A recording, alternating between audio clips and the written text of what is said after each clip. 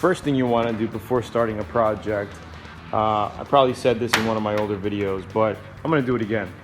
All right, you want to go around the whole car and put an X on all of your dents, all the body work that you do. Sorry, so use the light. All right, use the light in your area, your garage, and put an X or a circle around. Go over each body panel. There's a little bit of cracking that I see, so we want to make sure that we sand that out good and make sure we prime that area good, right? Check this fender out. I see a little dent right here. Another little ripple right in there. I see something on the hood right there. And you know, you're probably gonna want to go around the car a couple times, so you make sure you get everything. See that one right here? All right, and this literally takes 5 minutes to go around the whole car. All right, so step one is done.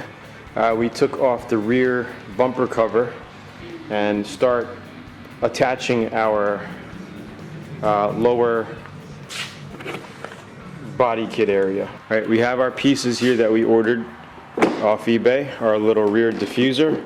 And once that's done, once our dry fit's done, I'm just gonna throw it on the car, show you how it looks, and then take it off, take these parts off, dry sand this whole area down with 80 grit, right, including our rear diffuser, the plastic around here, dry fit everything, bolt everything back up, and then we're gonna get some epoxy and fill these seams up with epoxy so it's molded and looks like one piece to the bumper cover. All right, now you don't have to do that. You can just have it like this, sand it, prime it, and paint it just like that. All right, but you will have this seam. I want to eliminate the seam and just have like a little seam here, but you know, not noticeable. So that's what we're gonna do with this project. We're gonna mold the whole bottom of the body kit in here and make it look great. So it's a pretty simple process, right? You're gonna get bolts when you order your lip kit or whatever you're doing. You just want to line it up as best as you could and dry fit it. So I'm just dry fitting it right now.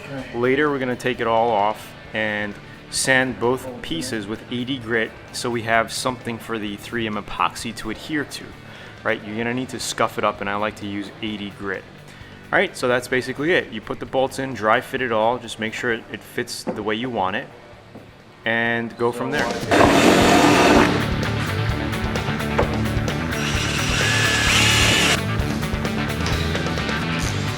But once you have the gun, you know, you could always use it. It's a one-time investment. And then if you don't want it anymore, you could just put it on eBay or sell it.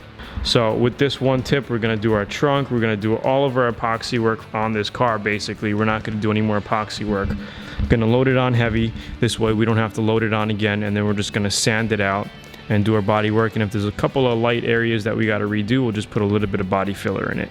Okay, so now I'm gonna go ahead. We're gonna put this together.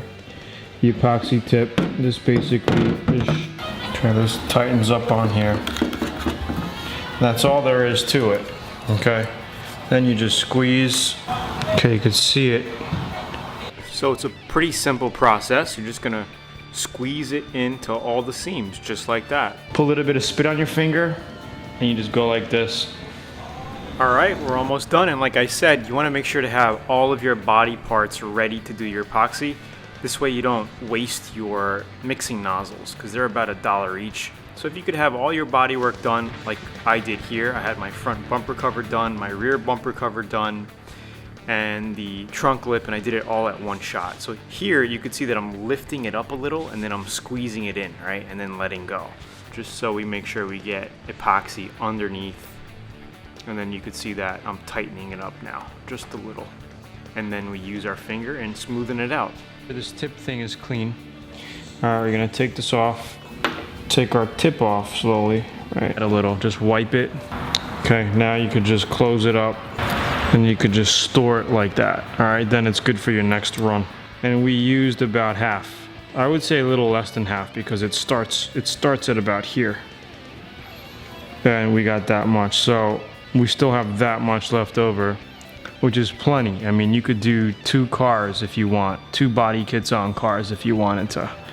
Not too bad, you know, maybe we use 20 bucks worth, but valued, you know, it's worth 20 bucks to put some good epoxy on your car. This way your plastics and fiberglass, whatever you're molding together, will be bonded together, and then when this sets up in a few hours to be ready for sanding. But we're gonna let it cure overnight. And then we could go over with our 80 grit, shape it, and then any other body work we got to do, we could easily just use some body filler.